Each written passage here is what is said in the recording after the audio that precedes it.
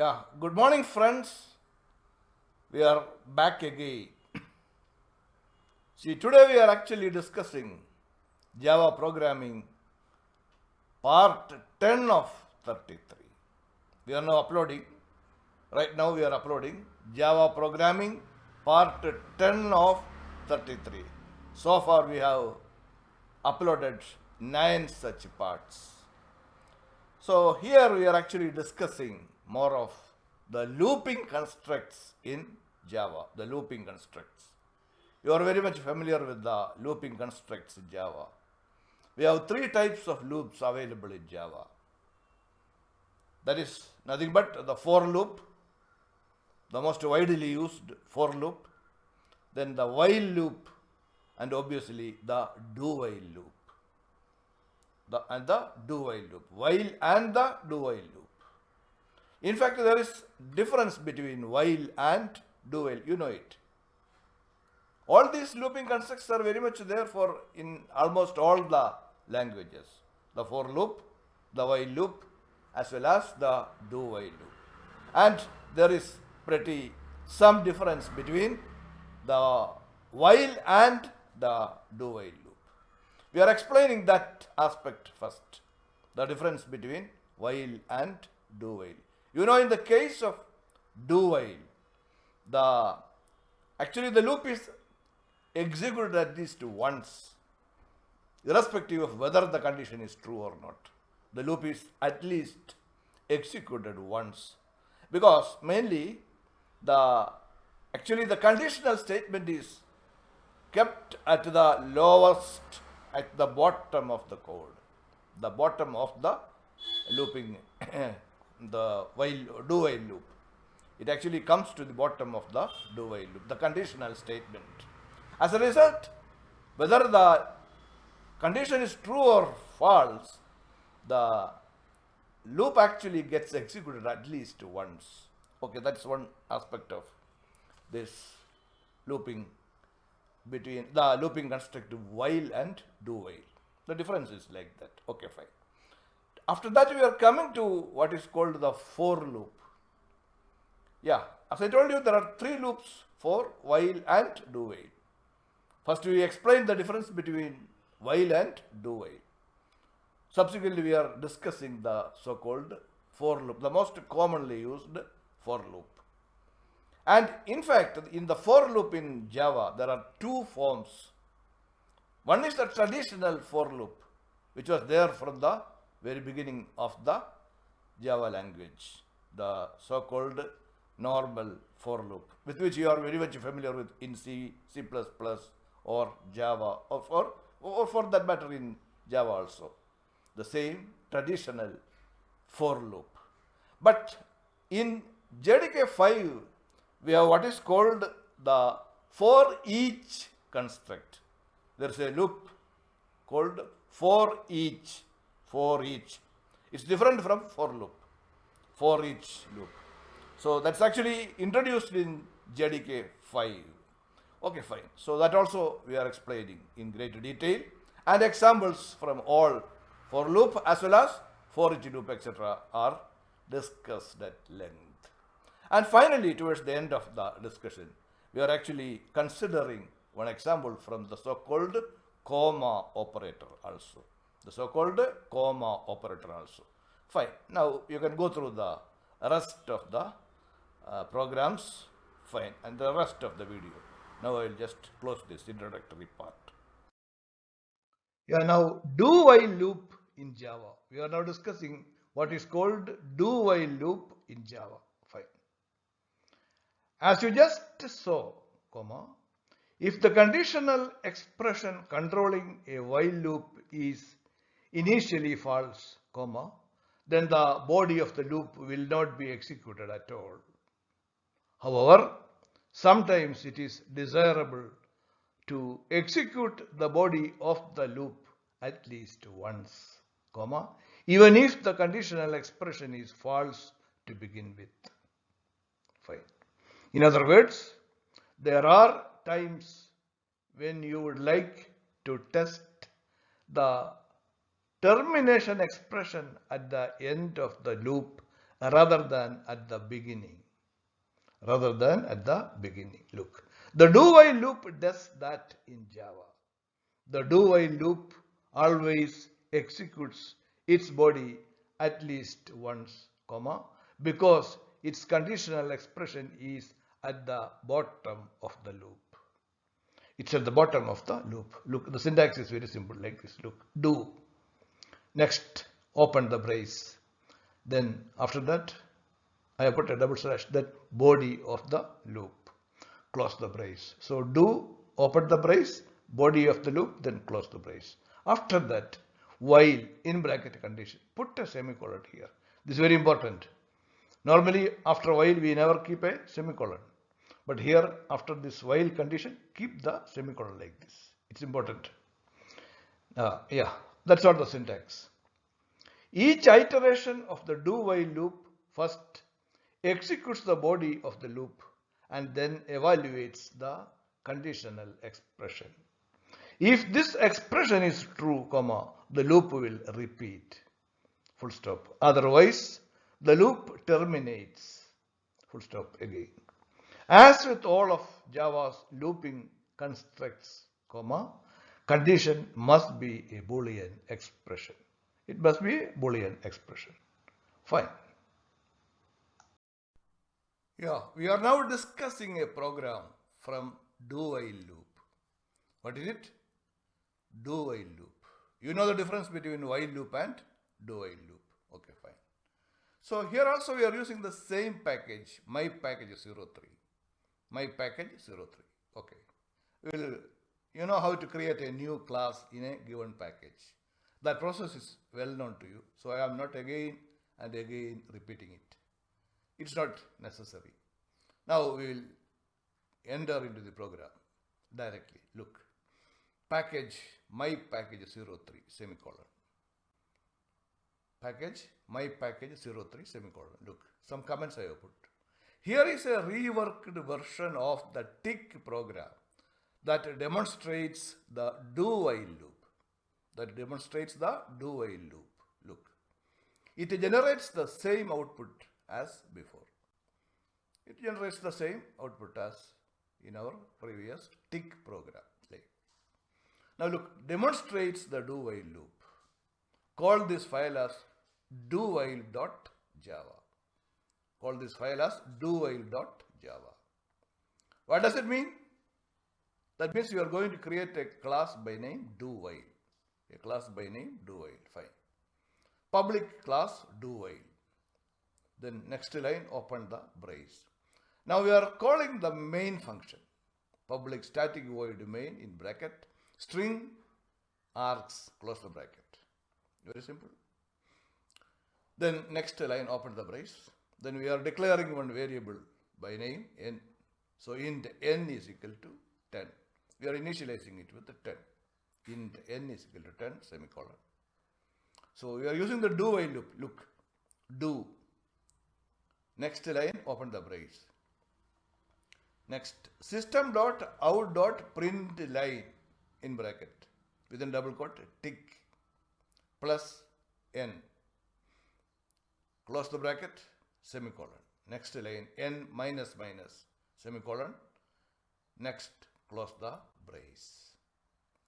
After that, look, while n greater than 0, close the bracket, put a semicolon. This is very essential. As I told you, in this, we are using the while loop towards the end of the loop.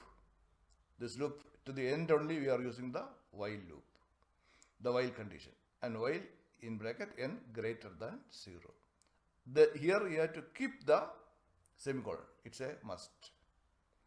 It's a must that you are keeping the semicolon after the while statement. After that, next, this is the closing brace for the main function. And next, this is the closing brace for the entire class. The definition of the do while class is coming to an end at this point. At this point, the definition is coming to an end. Fine. Everything is very simple. N is equal to 10 originally. Then do system.out.println in bracket tick within double quote plus n. After that, n is getting decremented one by one. N minus minus means n is equal to n minus 1. In the next iteration, again, n is equal to n minus 1. So that's it. You know the process of iterations. And originally it was 10. It will go up to n greater than 0. That means it will go up to 1. N from 10 to 1. It will go from 10 to 1. Now it's a very simple program. Now look, we saved everything. Now just we will click this. Yeah, tick 10. See, tick, originally it is n is 10. Then subsequently tick 9, tick 8, tick 7, tick 6, tick 5, tick 4, tick 3, tick 3, tick 2, tick 1. Yeah, it has come up to tick 1. From 10 to 1. It's very simple. It's the same result as our previous tick program.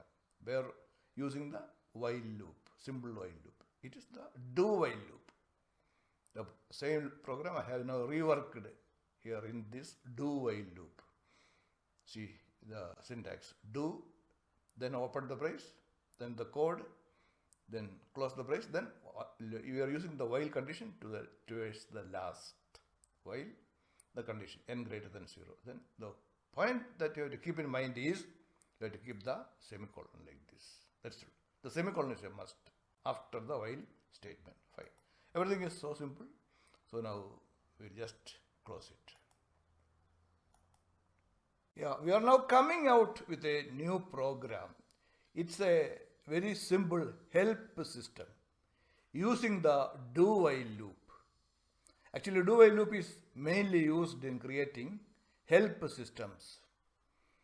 It's very convenient to create a help system with the do while loop. We are using the same package, namely my package 03. My package 03 for this also. Actually, this is a new class by name menu.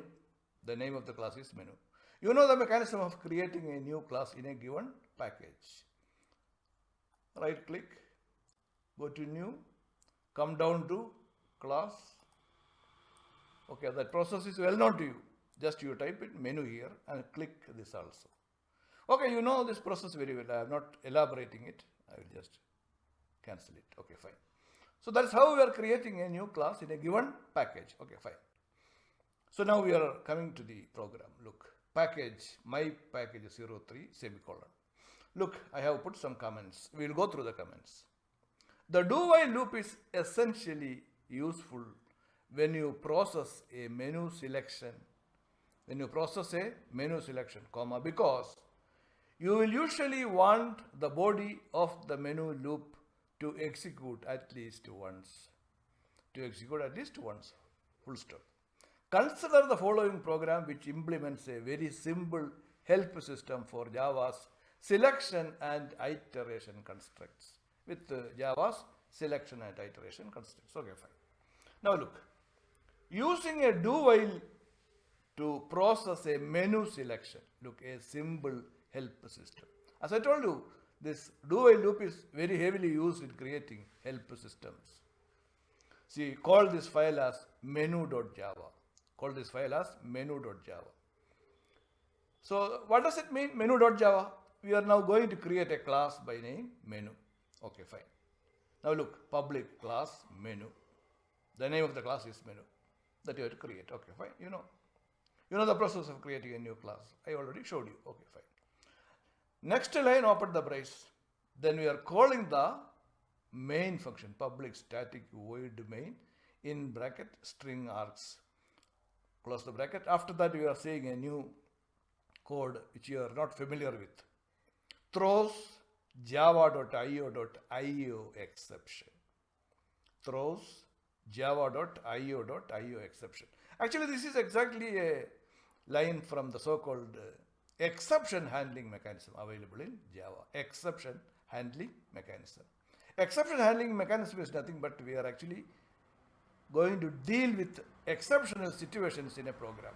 When an exceptional situation happens in a program, there are provisions to catch or process that exception. It's a very elaborate chapter. It's a very elaborate subject.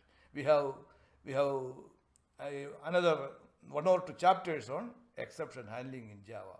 which I will be discussing later in the course. So for the time being, just you understand that exception is nothing but handling of unexpected situations in a program. There is a systematic approach for that. I will just see, we are in this exception handling, we are using terms like throws, catch, etc. Okay, anyway, I will just give a very simple explanation of these things in this throws. What is meant by a throw?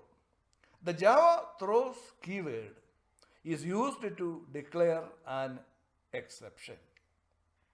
Exceptions in Java are used to deal with problems that arise during the execution of your program. They should only be used to deal with unexpected situations.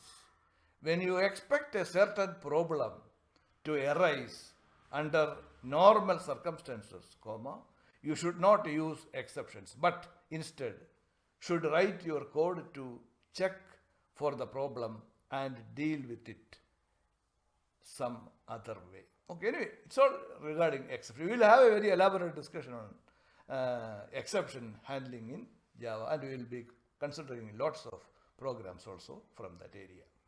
Now look, another term which is throws IO exception. Look, we have seen throws IO exception. Look, an exception is thrown. Look, an exception is thrown.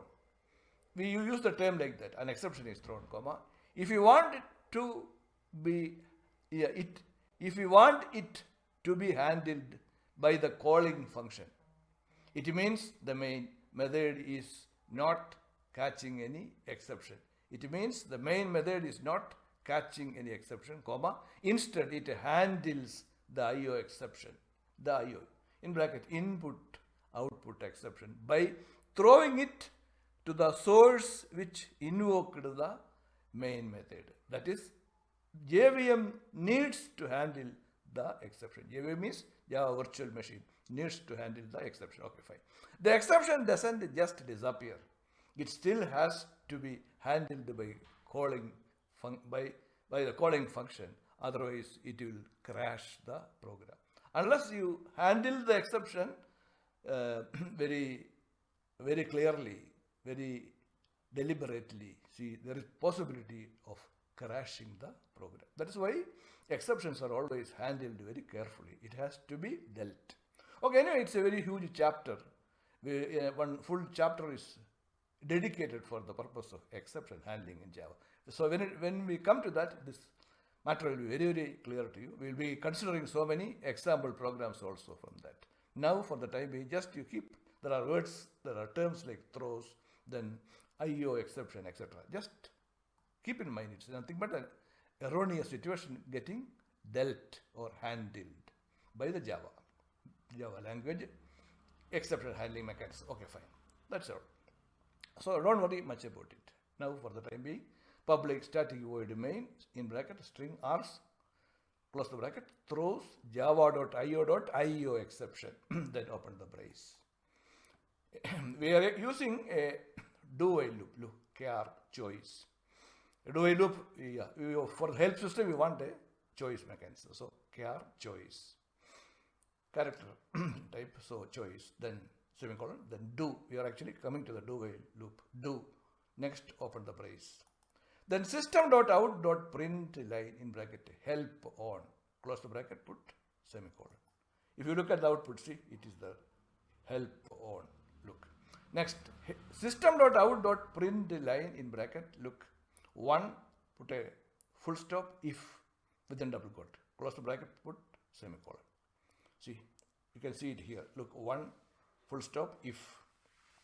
Next, again, system.out.print line in bracket, within double quote, 2, full stop, switch. Then close the bracket, semicolon. Then next, system.out.print line in bracket, bracket within double quote, 3.3 full stop while, that is double quote and close the bracket, again semicolon. Then system.out.print line, then within double quote, 4, then dot or full stop, do while, close the bracket, again semicolon. Then finally system.out.print print the line in bracket within double quote 5 dot or full stop 4 backslash n, that which is with the double quote, close the bracket, put semicolon. Fine. It is nothing but the so-called conditions like if, switch, while, do while, for, etc. Very much available in the language. After that, we have given say help numbers like 1, 2, 3, 4, 5, etc. for that. For these syntax like if, switch, while, do while, for, etc. Fine. Now look, system.out.println in bracket, choose one. Look here also, look, choose one. We have this choose one. Because there is a backslash n here, so one blank line is here. After 5, one blank line is here. Okay. Okay, fine. System.out.println in bracket, choose one, semicolon. Close the bracket, semicolon. Okay, it's very, very, very simple. Nothing is there. Now, choice is equal to char in bracket char system.in.read. So you are only familiar with system.out, but here is system.in. When you want to read from, look, system.in.read. See, it's nothing but system.in.read reads only a byte at a time. It reads only a byte at a time. It's actually reading from the keyboard. So system.in.read, it can read from the keyboard.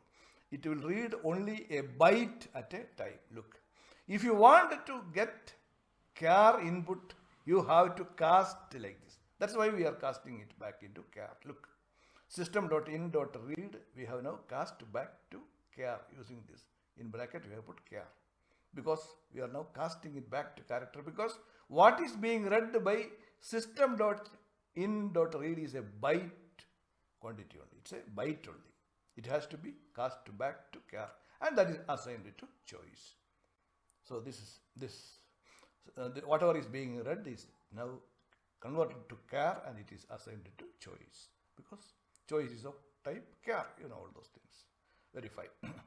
Now close. Then after that, semicolon. After that, close the brace. Do. This is the closing brace for the.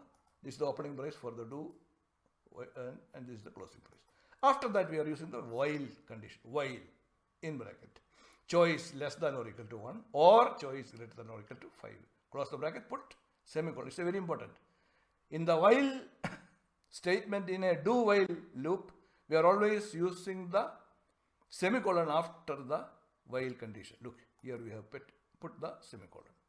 So choice is between less than 1 or choice is greater than 5. That means that is while choice is between 1 and 5. So the possibilities of choice is between 1 to 5. 1 and 5. If the choice is between 1 and 5, fine.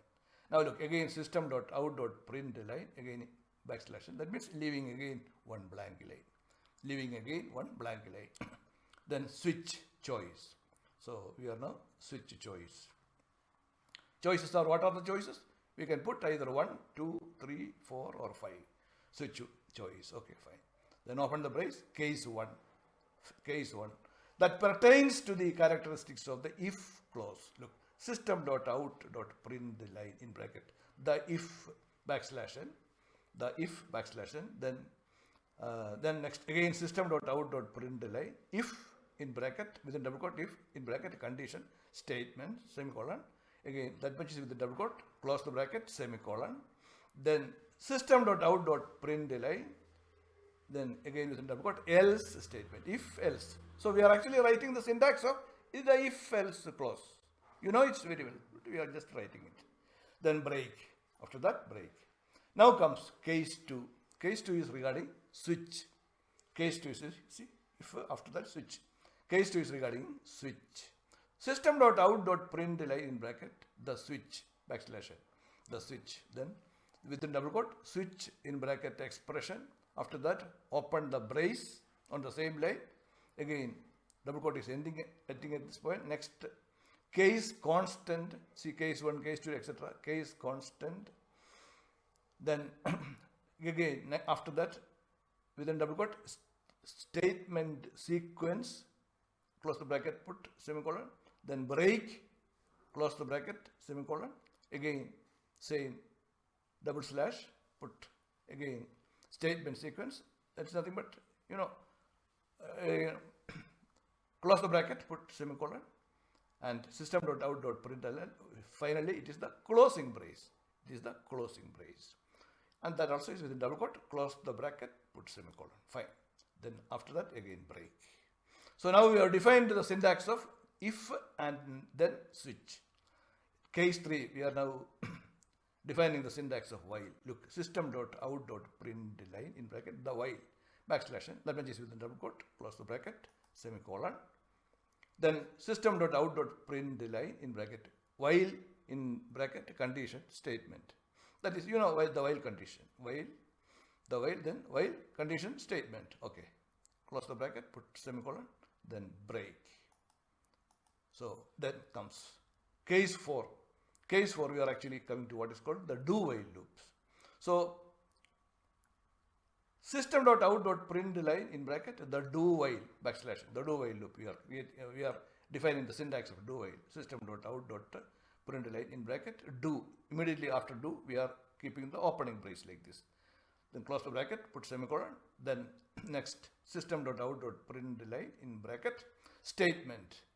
Then close the bracket, put semicolon. Again, then last, system.out.println, again within double quote, closing brace, after that while condition, and the while in bracket condition, then semicolon is here. Look, the semicolon is a must in a do-while loop after the while statement. So close the bracket, put semicolon. That's also over. Break. So the do-while loop definition or syntax also is completely over. Now case 5. System.out.println in bracket, the for. We are coming to the for statement. Backslash n, close the bracket, put semicolon. Now look, system.out.print. See, so there are actually, the second line is actually print. So some places we are using print. Okay, for in bracket, int, so then semicolon, then condition, semicolon, iteration. Okay, close the bracket. Then close the dot quotes, then close the bracket, put semicolon. Then system.out.println in bracket within double quote statement, close the bracket, and then break. So here it was print. For statement we are using print. Everywhere else we are using print line. Okay, fine. You know the difference between print and print line, etc. All those things. Okay, break. Fine. Now this is the closing brace. This is the closing brace of our switch choice. Switch choice, closing brace. All the conditions, all the cases, 1, 2, 3, 4, 5, we have considered. And we have given the respective syntax of these if, switch, while, do while, etc. Okay, fine. And finally, for also. Now look, at next comes this. This is actually the closing brace corresponding to the this is our main function.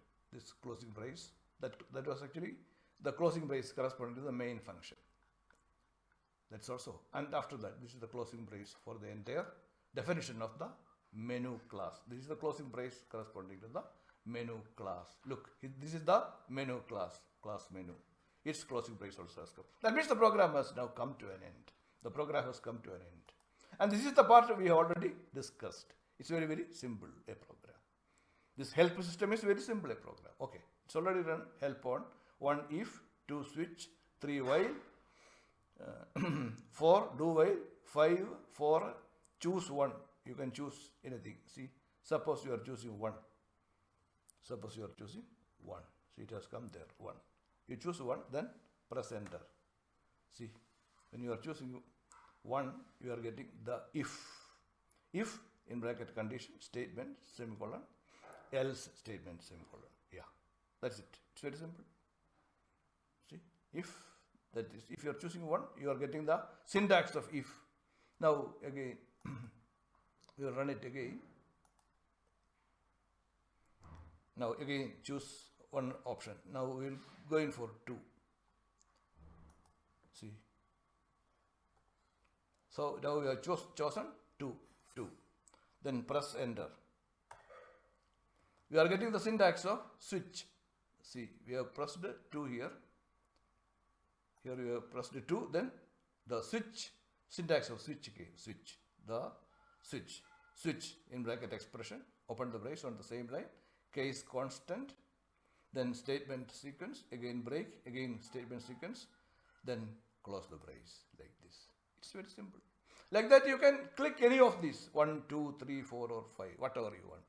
You can, and you will be getting the corresponding syntax of that particular keyword like if or switch or while or do while or for. So it's a very beautiful helper system, which you can create with a do while statement, a do while loop.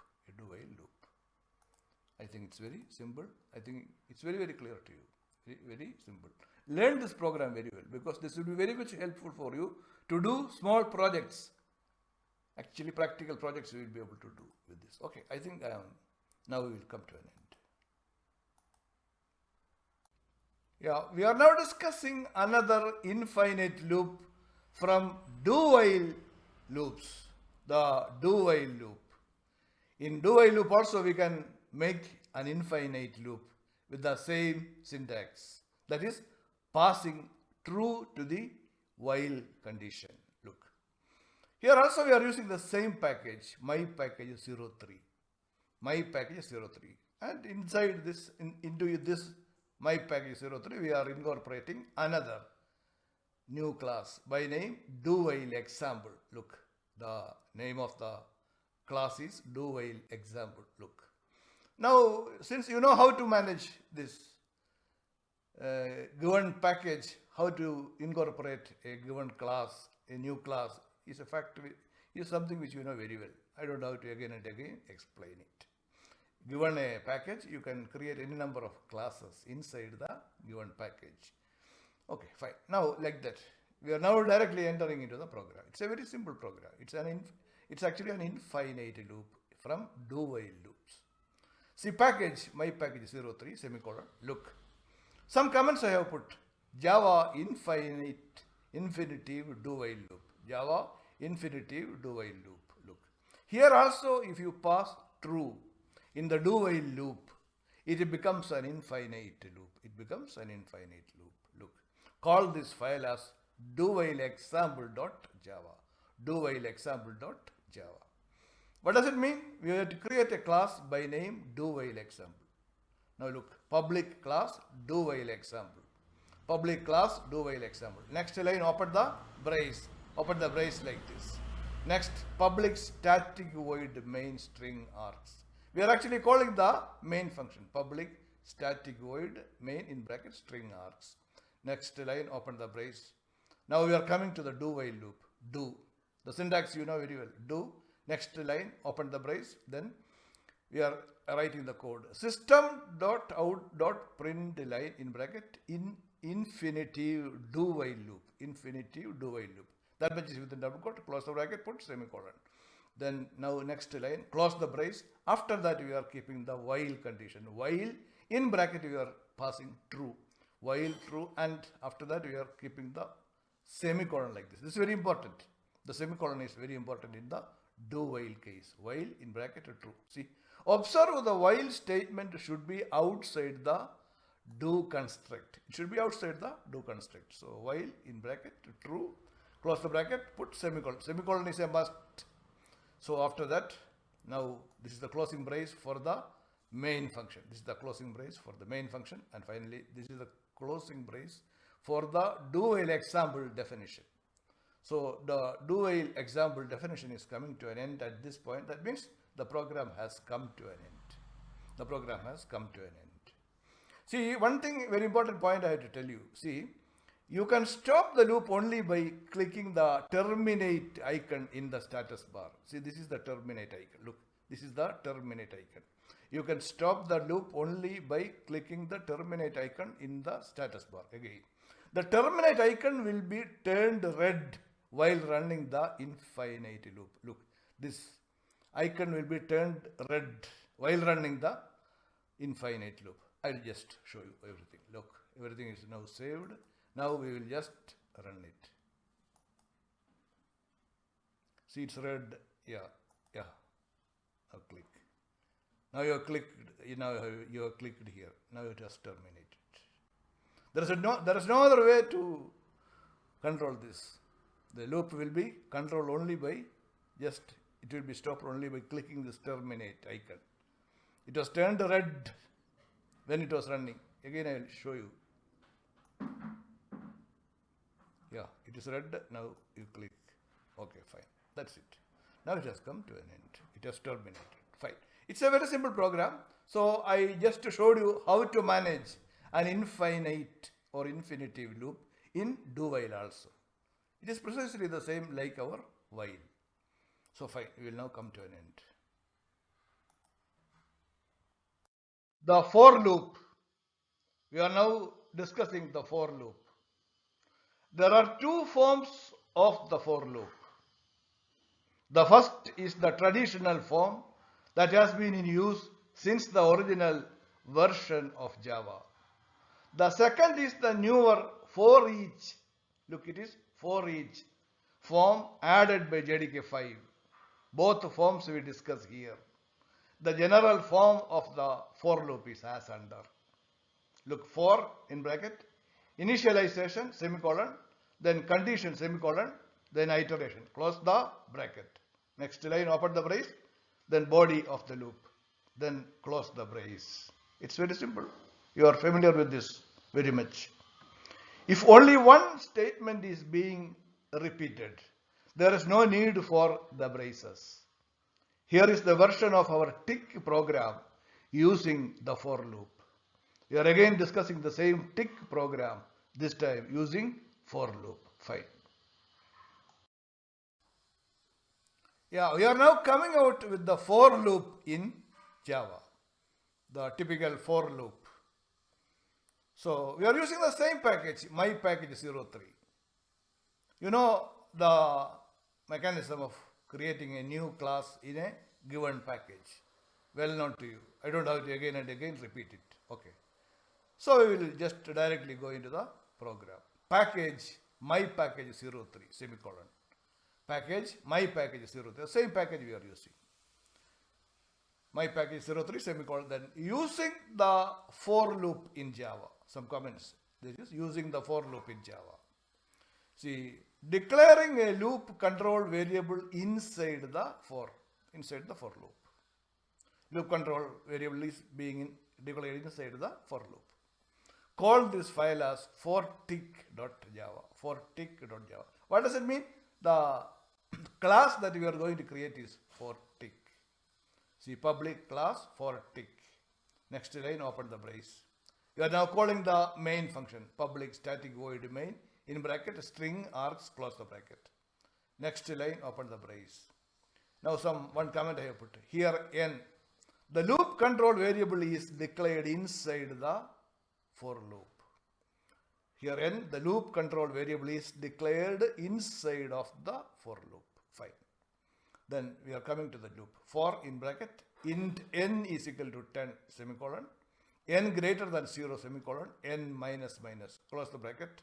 Next line, system.out.println in bracket, tick within double quote, plus n, close the bracket, semicolon, close the brace. So the main function has come to an end. Similarly, the for loop also has come to an end, and the main function also has come to an end. Next, this is the closing brace for the fortick classes declaration. The fortick class declaration is coming to an end at this point. That means it is the end of the program. It's very simple. Some small comments I have put. Look, when you declare a variable inside a for loop, there is one important point to remember. We have declared the for loop. See, the variable n inside the for loop. Look, for int n is equal to 10 semicolon, n greater than 0 semicolon, n minus minus, close the bracket. Look, see, when we are declaring like that, look, the scope of the variable ends when the for statement does. That means the scope of the variable is limited to the for loop. Outside the for loop, the variable stops to exist. The variable does not have any existence outside the for loop. Okay, it's a very simple fact, you know very well. Okay, it's a very simple program. Now we will, save everything. Now we will just click here to run the program. Yeah, it's very simple. Tick 10, 9, 8, 7, 6, 5, 4, 3, to 1. Fine. The typical. From 10 to 1 it has come. From 10 to 1. So it's a very simple program. So originally it was 10. Then each iteration it is getting decremented by 1 until it comes to 1. See, that's it. From 10 to 1. Okay, it's a very simple program. We will now come to an end. This is the for loop. Typical for loop in Java. Now we are discussing another program. Now, this program is on prime numbers. This is to find whether a given number is prime or not. Whether the given number is prime or not. You know what is meant by prime numbers. And we are using the same package, my package 03. Here also we are using the same package, my package 03. You know how to create our package, how to create a new class in a given package. You know that process very well. I don't have to again and again explain it. So I am directly coming into the program. So package, my package 03 semicolon. Some comments I have put, look. Finding whether the given number is prime or not. Just we are finding whether the given number is prime or not. When the loop control variable will not be needed elsewhere, look, most Java programmers declare it inside the for loop. For example, here is a simple program that tests for prime numbers. That actually checks for prime numbers.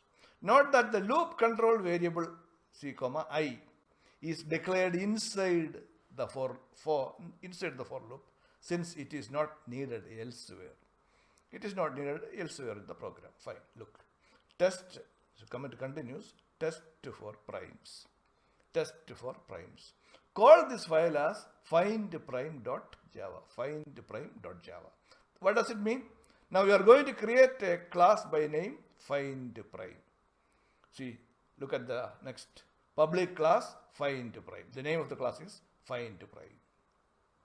FindPrime. Next, open the brace. Next, we are calling the main function public static void main in bracket string args. Okay, fine. Then open the brace. Now we are coming to the program. Look, int num, a variable by name num of type int is declared. Int num semicolon. Then another, a Boolean variable is prime is declared. Boolean is prime semicolon. So that means is prime will be taking only either true or false. It's of type Boolean. Now look, what is actually a prime number?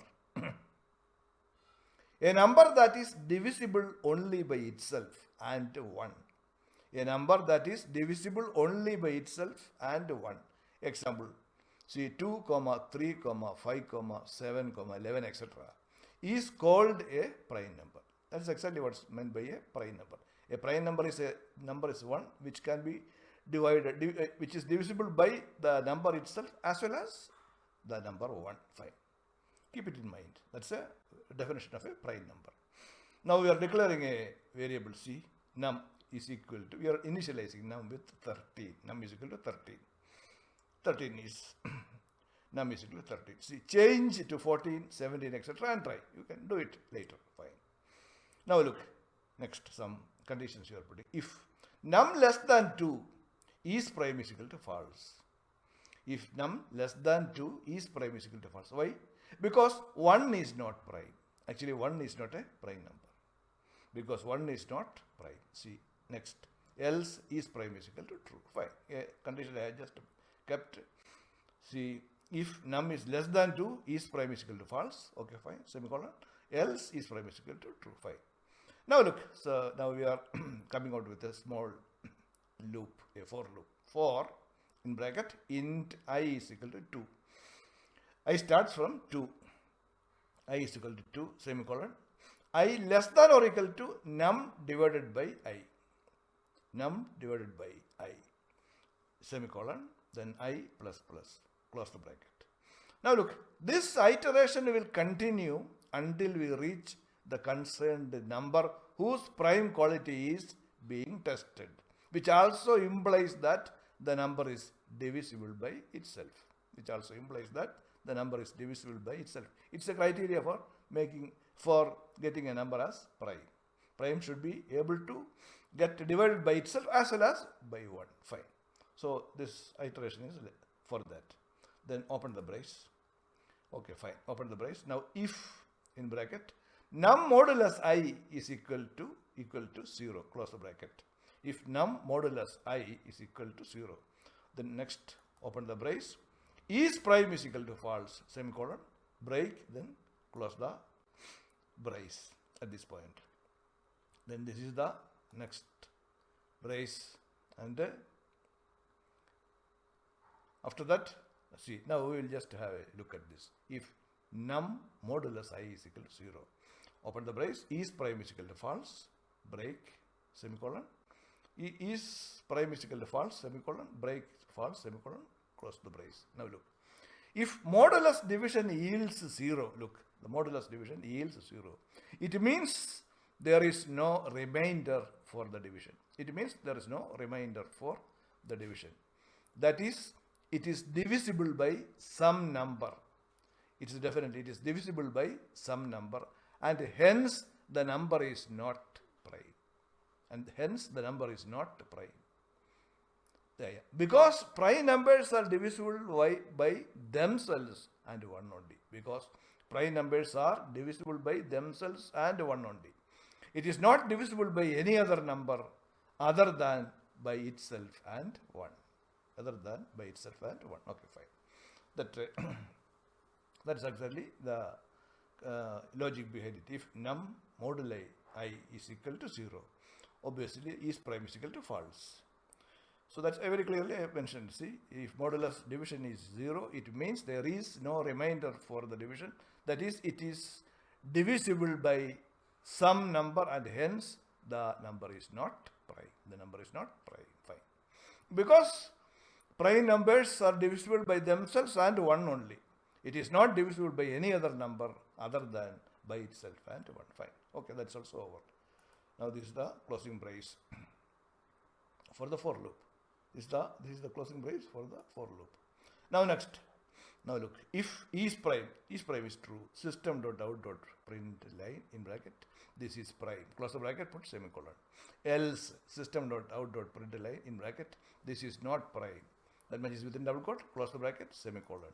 Then this is the closing brace for the main function. This is the closing brace for the main function.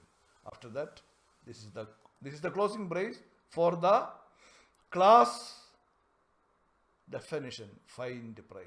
The class is actually find prime. Its definition is coming to an end at this point. That means the program has come to an end. The program has come to an end. That's all. That's all the checking. That's all how we are able to check whether a given number is prime or not. A very simple program. If is prime is true, that's a system.out.print line in bracket, this is prime, close the bracket, semicolon, and else system.out.print line again in bracket, this is not prime, close the bracket, semicolon, fine. Okay, close that, then close the bracket. Fine, everything is okay. Now some interesting comments I have put. Look at the following explanations. Some comments, casually I have put this comment. Why is 1 not a prime number? I told you very clearly. See, if num is less than 2, is prime is false. That is false. That is because 1 is not prime. 1 is not prime, but 2 is prime. Look, 1 is not prime. Why we say that 1 is not prime? This is an explanation from simple mathematical, from maths. Look, why is 1 not a prime number? Just casually, I am just giving this. The answer to this lies in the definition of prime numbers itself. For a number to be called as a prime number, comma, it must have only 2 positive factors. It must have only 2 positive factors. What are that? The number itself and 1. The 2 positive factors are number itself and 1. Now for 1, for numeric 1, the number of positive divisors or factors is only 1. That is 1 itself. Only 1 itself. So number 1 is not a prime number. That's the reason why we say that number 1 is not a prime number. It's a casual explanation. I am just giving you some fundamental knowledge regarding maths. That's all. So number 1 is not a prime. Fine. It's all very simple program. Now what we have assigned 13 we have assigned it to now. Now let us see. We have saved everything. We will check what is the status of 13. Now we click. Yeah, 13. This is prime. 13 is a prime number. It's not divisible by any other number other than 13 and 1. Okay, now look. We will check whether what is the status of 14. See, now we have changed it to 14. Look, 14. We will now again try. This is not prime because it is divisible by a number 2. You will be getting 7, or it is divisible by 7. We will be getting 2. That means this is not a prime. This is not a prime. Now let us see. Let us try whether what is the status with 17. You have now changed it to 17. Num is equal to 17. Now, yeah, this is prime. 17 also is prime. Now on the other hand, let us go to 21. Let us say 21. Let us go to 21. This is not prime because 21 is divisible by 3 and 7. So that's it. It's absolutely. Now on the other hand, let us go to see 33. 33. 33.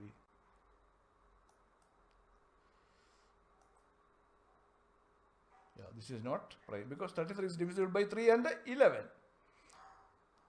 Yeah. Whereas 31, let us try 31. Now we are changing it to 31. This is prime. Fine. That's it. It's a very simple program. You can change the numbers one by one and check what is prime and what is not a prime. Okay, I'll just bring back to our original 13. 13. Originally it was 13, I said. This is prime. Fine. I think it's a very simple program. So now we will now come to an end. Go through this program. It's a fun to go through this type of programs. Just using the comma. Fine. There will be times when you will want to include more than one statement in the initialization and iteration portions of the for loop. Initialization and iteration portions of the for loop. Look. Since the loop is governed by 2 variables, comma, it will be useful if both could be included in the for statement itself. Full stop. Java provides a way to accomplish this. To allow 2 or more variables to control a for loop, comma, Java permits you to include multiple statements in both the initialization and iteration portions of the for. For each statement is separated from the next by a comma. That's it. Each statement is separated from the next by a comma. Using the comma, the programs can be implemented more efficiently as shown in the example below. Look. Yeah, we are now coming out with another simple program, namely on so-called comma operator in Java. The so-called comma, we can use a comma, and let us see how to manage this comma operator in Java. Look, we are using the same package, my package 03 here also. Package, my package 03 semicolon. Then some comments I have put, look, you know how to manage or incorporate a new class in a given package. Our package is my package 03. Into my package 03, we are now coming with another program. See, the class name is comma.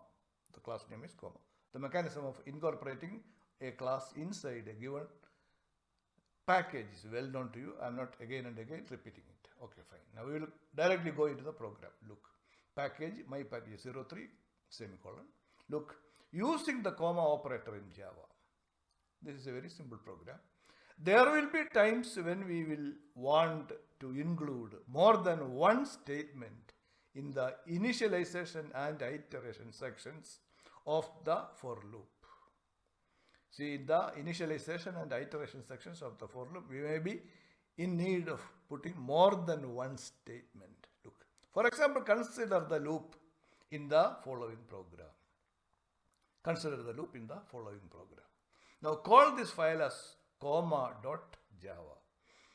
The file is called as comma.java. What does it mean? We are now going to create a class by name comma. So public class comma. The name of the class is comma. Then next line, open the brace. Now comes, we are actually calling the main function, public static void main in bracket, string args, close the bracket. Next line, open the brace. Now we have got two variables, I and j, int I comma j semicolon, int I comma j semicolon, both are of type int. Then we are actually keeping both I and j in the same for loop. Look, for in bracket. I is equal to 1, comma, j is equal to 20. See, we are initializing I with 1 and j with 20. Both are in the same, see, in the same for loop. For in bracket, I is equal to 1, comma, j is equal to 20, semicolon. Then j greater than or equal to 10, semicolon. Then we are incrementing, see, this I plus plus, comma, j minus is equal to 2. J is decrementing by 2 in every step, whereas I is getting incremented by 1. So I plus plus, comma, j minus is equal to 2, close the bracket. What does it mean? I is getting incremented in every step, while j is getting decremented by 2 in every step. Okay, fine. Then next line, open the brace. Now look, system.out.println in bracket, I, the I value, plus some space, one character space, again plus j, close the bracket, put semicolon. So system.out.println in bracket, I plus space is here. Then again plus j, that is I, that space j. I and j's are given in with some space, maybe 1 or 2 character space. Okay, close the bracket, then put semicolon. Then this is the closing brace. Next line is the closing brace. Now this is the closing brace for the main function. This is the closing brace for the main function, and this is the closing brace for the class comma. Its functionality, the definition of class comma is coming to an end at this point. That means the program has come to an end at this point. The program has come to an end at this point. Look, I have given some explanation. We will go through this explanation first. The value of variable I and j are set to 1 and 20 respectively. It is set to 1 and 20 respectively in the for loop using comma operator. See, I is equal to 1, comma, j is equal to 20, semicolon. Look, since the logical expression j greater than or equal to 10 is true, j greater than or equal to 10 is true because value of j is equal to 20. So this is okay, absolutely. J greater than or equal to 10 is true, value of j, since value of j is equal to 20, comma, body of the for loop will execute, displaying the values I and j as 1 and 20 respectively on the screen. See, it is 1 and 20. The value of I and j are displayed as 1 and 20 respectively on the screen. Fine. The value of I will be then incremented. See, incremented by 1. And the value of j will be decremented by 2. Look at the next step. Value of I is incremented to 2. Value of j is decremented to 80. That is, from 20 it has come down to 80. It is decremented by 2. So the next value displayed will be 2 and 18. See, it's correct. 2 and 18. The loop will execute for the time the logical expression j greater than or equal to 10 is true. It will go. In Java, the comma operator is applied only in the for loop. It's applied only in the for loop. In Java, the comma operator can be applied only in the for loop. Look, say 1 space 20, then 2 space 18, 3 space 16. 18 is decremented by 2, 16. 2 is incremented to 3. Then 3 is incremented to 4. So 16 is decremented to 40. then 4 is incremented to 5, then 14 is decremented to 12, then 5 is incremented to 6, then 12 is decremented to 10. Fine. It will come up to this point. So that's it. This is the use of the so-called comma operator. Fine. It's a very simple program. It's a very simple program, but be advised that this is also absolutely a valid program or valid syntax in Java. Fine. As I told you, this is a valid. This can be applied only in a for loop. No, in no other loops. Okay, fine. Now we will come to an end.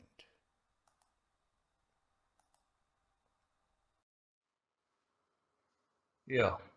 The for each version of the for loop. Actually, the for each version of the for loop. Look. A second form of for implements a for each style loop. A for each style loop. As you may know, contemporary language theory has embraced the for each concept, comma, and it has become a standard feature that programmers have come to expect. It has become a standard feature nowadays, and programmers do expect that.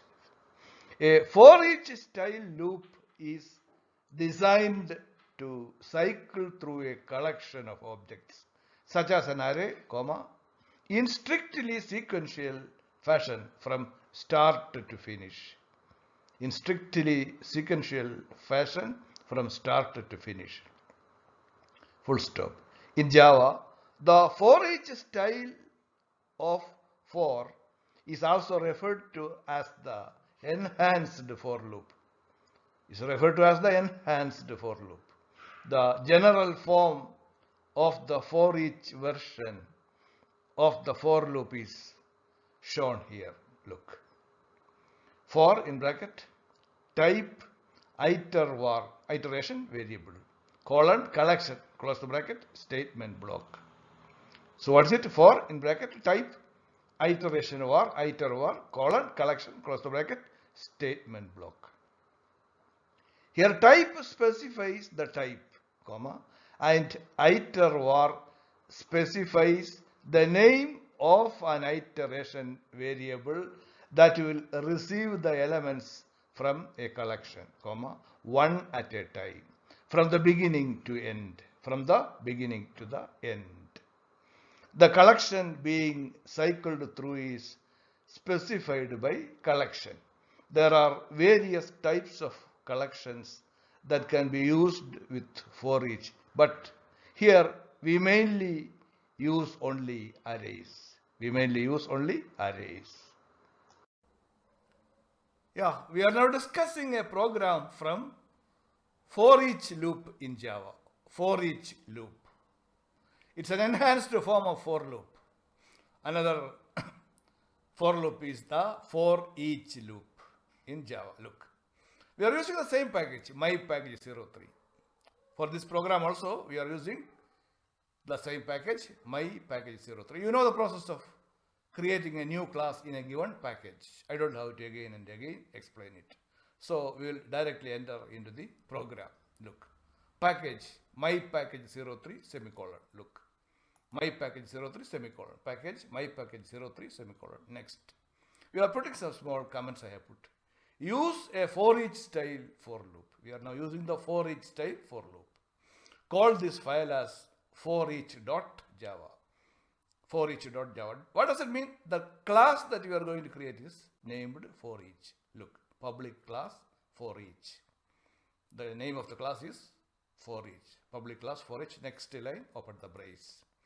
After that, we are calling the main function. Look, public static void main in bracket string args close the bracket. So public static void main string main in bracket string args. Okay, fine. It is our main program. We are calling the main function. Next, we are actually opening the brace. Now look, we are now declaring a array. Look, this is an array. It's an array of int type by name nums. Look, int nums. This a pair of square bracket like this is equal to within braces 1, 2, 3, 4, 5, 6, 7, 8, 9, 10, close the brace, put a semicolon like this. So what does it mean? This is an array. An array of ints by name nums. The name of the array is nums. It's of type int. Okay, fine. It has got so much of elements. See, next int sum is equal to 0. Now we are actually declaring another variable by name sum of type again int, which is initialized to 0. So int sum is equal to 0, semicolon. Now we are using the for each style for loop. The for each loop. It's a very simple and very elegant style of operation. See, it's so elegant syntax. See, it will actually browse through the entire elements in a given collection. In this, we are actually using array as the collection. See, use for each style for loop to display and sum the values. Look, for in bracket int, that is the type, x, that is the iteration variable, x, colon nums. Actually, that is the name of the array. Nums is the name of the array. Close the bracket. Next, simply open the brace. System.out.println in bracket. Value is actually within double quote plus x. Close the bracket, put semicolon like this. Next, sum plus is equal to x. Sum is equal to sum plus x. Sum plus is equal to x, semicolon. Next, close the brace. Now, this is the closing brace. See, the for each loop is so simple. See, its syntax is so simple. For in bracket, int, the type, then x, the iteration variable, colon nums, the name of the collection. Here it is an array. So, the name of the array, nums. Close the bracket. Fine. System.out.println in bracket, value is within double quote plus x. Close the bracket, full, then semicolon. Next, sum plus is equal to x. So, that is for the summing up of the elements in the given array. Sum plus is equal to sum plus x. Okay, fine. Okay, now close the brace. Next. System.out.println in again. Summation of the array elements is, that much is within double quote, plus the sum. So, the sum contains the summed up elements of the given array. So, summation of the array elements is, that much is within double quote, plus sum. Because sum contains the total summed up values of the elements in the given array. Fine. Next, this is actually the closing brace. This closing brace is nothing but this is the closing brace corresponding to the main function. This is the closing brace. And now last, this is the closing brace for the given class for each. Its functionality is coming to an end. The for each class definition is coming to an end at this point. That means this is the end of the program. The for each classes function or the for each class definition is coming to an end at this point means the program has come to an end. Look, it's a very funny this thing. Look, see, let us just have a look at how the for each works. With each pass through the loop, look, with each pass through the loop, comma, x is automatically given a value equal to the next element in nums. That is the name of the array, in element in nums. Thus, on the first iteration, x contains 1. That is the first element, 1, comma. On the second iteration, x contains 2 and so on. Not only is the syntax streamlined, comma, but it also prevents boundary errors. It also prevents boundary errors. It's a very elegant mechanism. Now look, as this output shows, the for each style for loop automatically cycles through an array in sequence from the lowest index to the highest. Yeah, that's the great power of it. See, as the output shows, the for each style for loop automatically cycles through an array in sequence from the lowest index to the highest. If you look at the output, look, see, from the 0th index it goes to the last. So that each index, the value at each index is now given to the variable x. See, index. X is now receiving each element from 0th index to 1th index, 2th index, like that. The entire elements in the array is being received by this variable x. That's why, look, value is, see, look at the output. Now we will just save everything. I will again run it. See some system.out.print line in value is plus x. See, value is 1, value is 2, value is 3, value is 4, value is 5, value is 6, value is 7, value is 8, value is 9, value is 10. That is from the lowest index to the highest index, or from the lowest to the highest value in the given array. From the boundary, lowest boundary to the uppermost boundary, it moves. The value is just moving in a sequential form. Very clearly, with each pass through the loop, x is automatically given a value equal to the next element in the nums array. Thus, on the first iteration, x contains 1. On the second iteration, x contains 2, and so on. Not only is the syntax streamlined, but it also prevents boundary errors. As this output shows, the for each style for loop automatically cycles through an array in sequence from the lowest index to the highest. From the lowest index to the highest. It's much different from the way for loop is working. And the syntax is also very much different. But it is very elegant and very easy to use. Okay, fine. So now then finally we are getting summation of the array elements is 55. Summation of the system.println in bracket. Summation of the array element is, that which is with the double quote, plus sum. Because now sum contains all the summed up values of the elements in the given array. So that is it. Summation of the array element is, that which is with the double quote, plus sum. See, the summation of the array element is 55 unit. Fine. It's very simple. It's an absolutely simple. See that you should use, wherever possible, you should use for each loop. And modern programming languages, everybody is actually going in for each loop. It's a compulsory arrangement needed and requested by programmers in general. Okay, fine. It's simple. It is much different from for loop, and it is much elegant than for loop. See, the syntax is so very straightforward. Fine. Now we will just come to an end.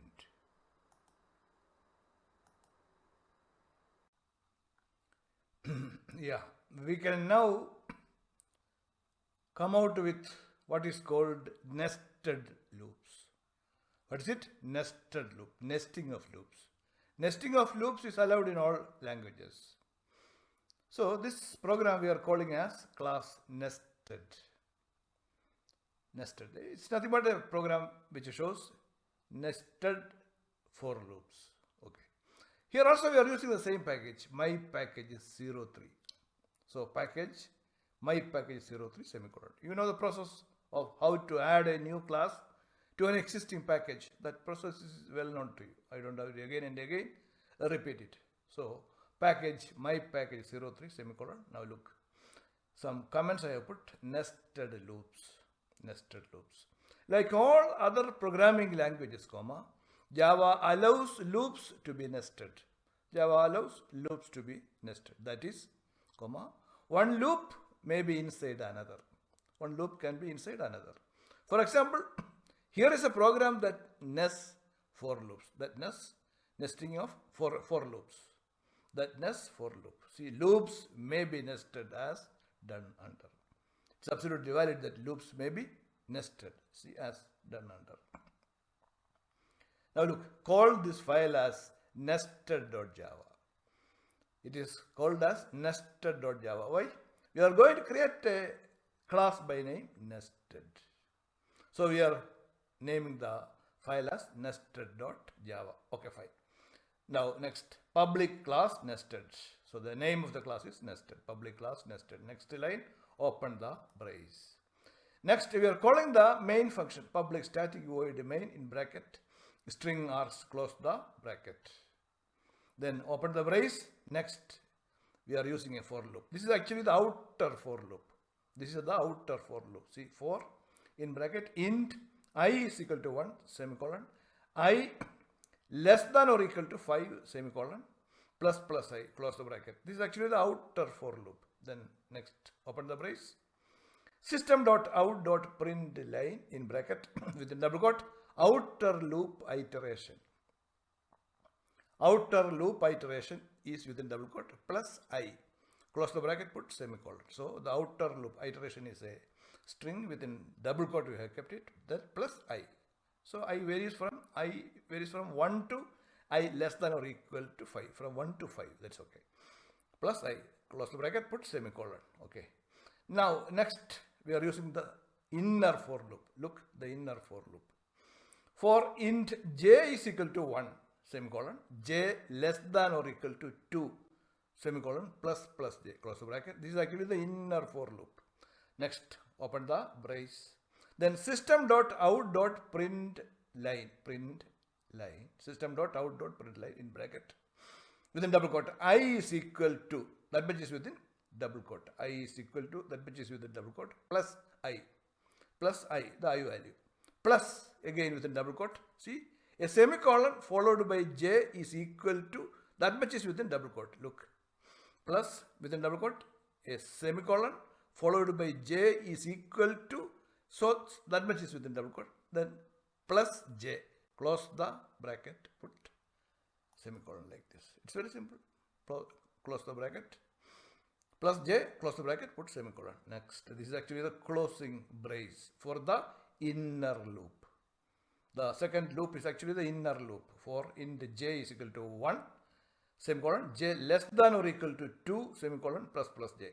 Close the bracket, open the brace, system.out.println in bracket.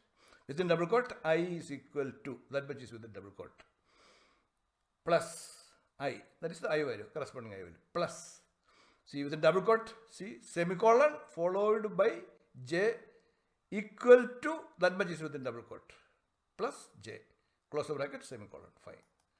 Then this is the closing brace, and next, this is the closing brace for the outer loop, and then this is the closing brace for the main function. This is the closing brace for the main function, public static void main.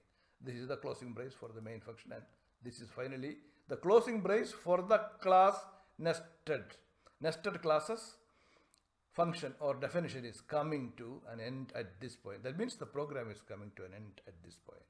The program is coming to an end at this point. It's a very simple nested loops. So very simple. Now look, we will save everything already. Then we will just click this run button. See, it's very simple. Outer loop iteration 1. Outer loop iteration. I is starting from 1. Outer loop iteration 1. So outer loop iteration 1. Next, I is equal to 1. I is actually 1. Then j is equal to 1. Then again I is equal to 1. J is now equal to 2. So from when I is equal to 1, j varies from 1 to 2. See, I is 1, j varies from 1 to 2. Next, outer loop iteration is 2. Then I is equal to 2, j is again equal to 1, again I is equal to 2, j is equal to 2. That is, when I is equal to 2, j varies from again 1 to 2. Next, outer loop iteration is actually 3. In that case, I is equal to 3, then j varies from again 1 to 2. Finally, outer loop iteration 4. So I is equal to 4, then j varies from 1 to 2. When I is equal to 4, j varies from 1 to 2. And finally, outer loop iteration is 5.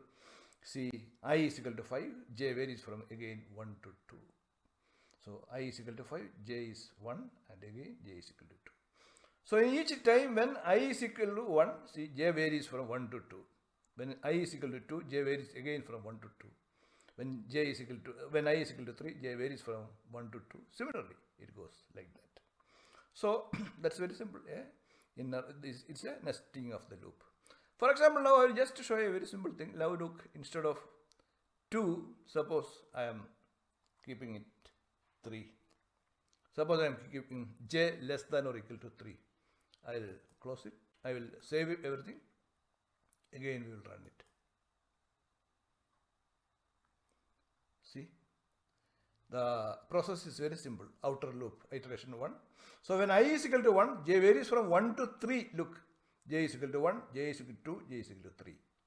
See, because I have kept j less than or equal to 3. In that case, j varies from 1 to 3. Outer loop outer loop iterations are from 1 to 5. 1, then next 2, 3, 4, 5. Each time when outer loop iteration is 1, correspondingly the inner loop is varying from 1 to 3. Again, in this case also from 1 to 3. In this case also 1 to 3. Like that it goes. If you change it to 3, it will be like this. 5. I think it's very clear, the mechanism of inner loop and outer loop. I'll bring it back to, I'll bring it back to 2 only. So j is less than or equal to 2. So we will just save everything again. Now look, we'll come to the original proposition. See, it is equal. So outer loop iteration is equal to 1. I is equal to 1. J varies from 1 to 2. Again, outer loop iteration is equal to 2. I is equal to 2. J varies from 1 to 2. Like that. Outer loop iteration is equal to 3. That is, I is equal to 3. J varies from 1 to 2. Like that. Fine. It's very simple. There is nothing wonderful in this. So this is exactly what is meant by nesting of loops. Nesting of loops is absolutely valid in Java also. There is no problem. So I think it's now time for, we'll just close it.